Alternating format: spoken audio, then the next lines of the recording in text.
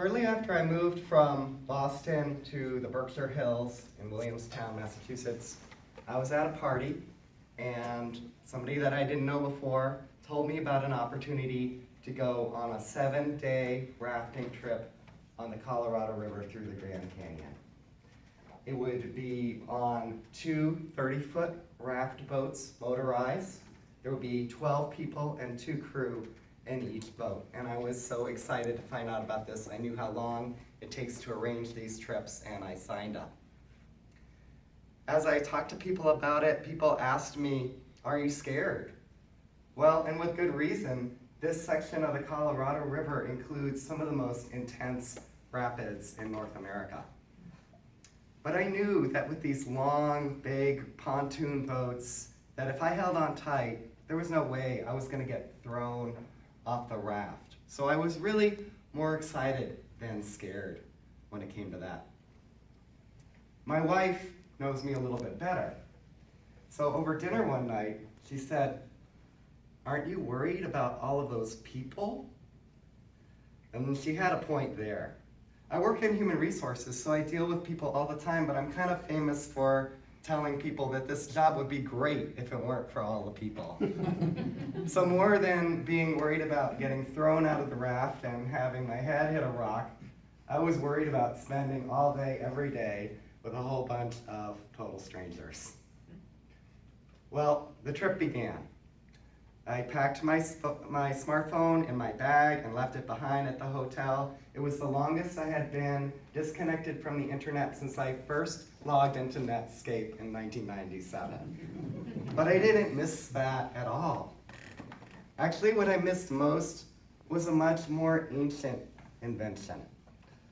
Flat surfaces about waist high. Tables.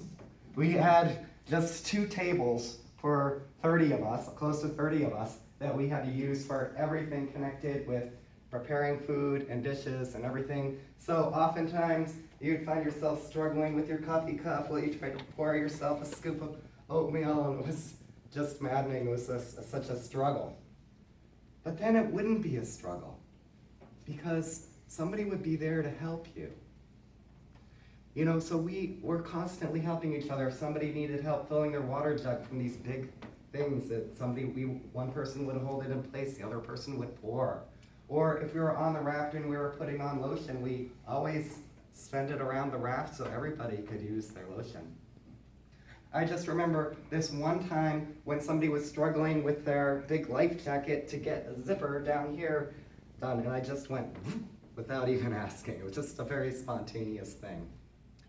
Partway through the trip, a friend of mine gave me a book about Peruvian shamanism and introduced me to this concept of Ayni, which is the principle of reciprocity. It's the principle of giving and receiving. And I realized that is what I was really experiencing in this group. We needed each other so much, and we gave to each other in a way that was very spontaneous and organic. And I started to feel like I was part of a bigger creature, that I had more than 2 arms, that I had more than 2 eyes, that I had more than 1 heart. So as we're going down the river, we're trying to face this sublime in terms of space and time. The canyon at its highest is 1.5 miles high, 18 miles at its broadest, 18 miles wide. And we were going 225 miles, which is about the distance from Boston to New York City. So we're constantly overwhelmed by these vast spaces of space, but then also time. The newest rocks that we encountered were at the very end where there had been some volcanoes, and they were only 10,000 years old. The oldest rock that we encountered on our path through the Grand Canyon was in the Vishnu schist, which is 1.8 billion years old. That's a billion with a B.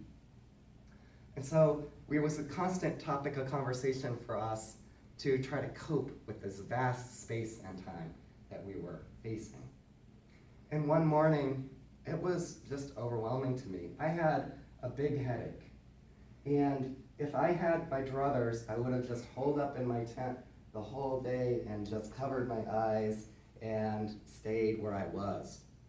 But I couldn't do that. My people needed me. I needed to break camp and move on to the next thing and get to the next leg of our journey. It's strange to describe what happened next. I felt a kind of a handle somewhere in my mind, and as I pulled on it, a line from a poem came. And as I kept pulling, more lines from this poem came. And as I was composing the poem, I found I was able to cope, and I was able to get myself, my tent unpitched and packed up and ready to go on the next leg of the trip. That night, at one of our impromptu talent shows, I shared the poem with people. The poem was about the miraculous powers of transformation that had formed the Grand Canyon, and how we ourselves, as we passed through the Grand Canyon, were being shaped by these miraculous powers of transformation. I read the poem to my fellow travelers, and they applauded really warmly. I felt seen and appreciated, and I felt like I belonged in a way that was rare and special to me. And then, in this land of miracles, another miracle happened. They wanted to hear it again. Thank you.